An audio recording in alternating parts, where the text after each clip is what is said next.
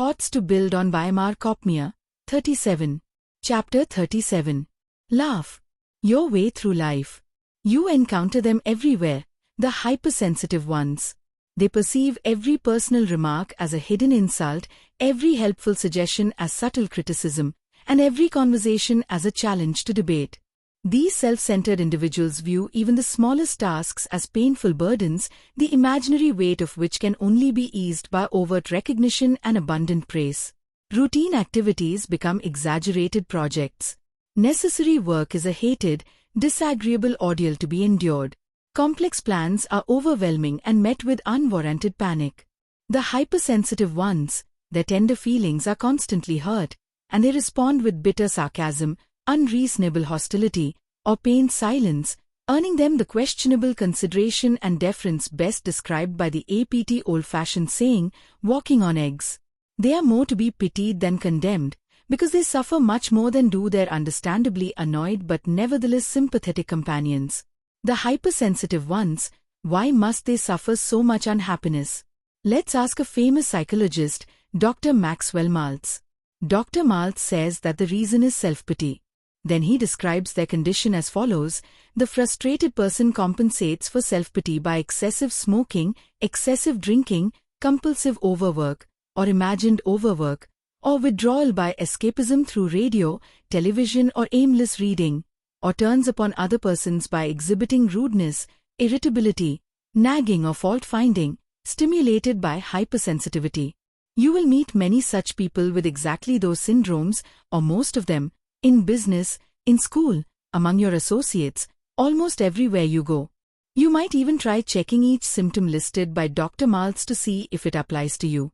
What do all these hypersensitive people have in common, except the foregoing symptoms? They seldom, if ever, laugh. If hypersensitive people would only learn to laugh their way through life, they would be released from their self-centered unhappiness into a new, relaxed, joyful world of happiness and laughter. Of course, there are times when laughter is out of place. I am not suggesting that you laugh in the presence of someone's sadness or at any time when laughter would be inappropriate.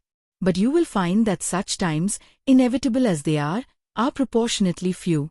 Nor am I suggesting that you boom through life with a Santa Claus. Ho! Ho! Ho! I am suggesting quiet laughter. Take an amused attitude toward yourself, your problems and difficulties, the situations and people causing them, and, especially, life itself. Laugh. And, if it is inappropriate to laugh heartily and openly, then laugh quietly, but laugh. It is the relaxed attitude of laughter, not the amount of noise you make, that determines your response toward your daily experiences. What is quiet laughter? How can you do it? In two ways. First, do as recommended in Chapter 25. Smile with your eyes. Then, say quietly to yourself, ha, ha, ha. Sound silly? Well, it isn't silly. It will mean making laughter, quiet laughter, or, when appropriate, rousing laughter, a relaxing and joyful substitute for a tension-filled, hypersensitive, self-centered, unhappy life. Remember, you can't be hypersensitive, self-centered and engulfed in self-pity while you laugh at yourself. So don't take yourself so seriously. There are so many things over which you must either cry or curse or laugh. Choose to laugh. Laughter is your declaration of superiority over whatever befalls you.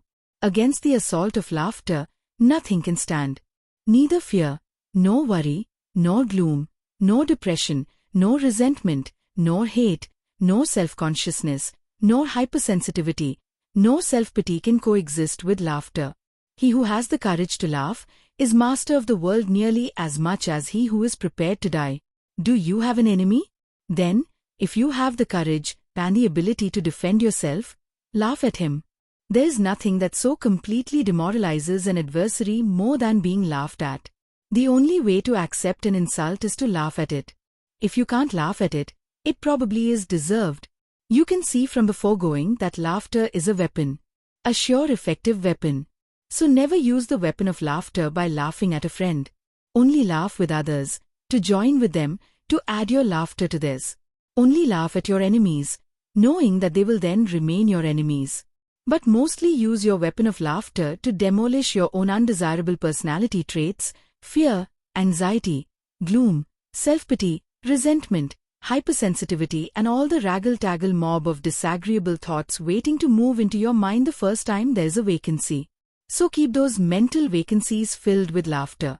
Whenever your mind is not occupied with happy, positive, creative thoughts, fill it with quiet laughter, smile with your eyes, and with your entire face, when appropriate, and say over and over again quietly to yourself, "Ha! Ha! Ha!"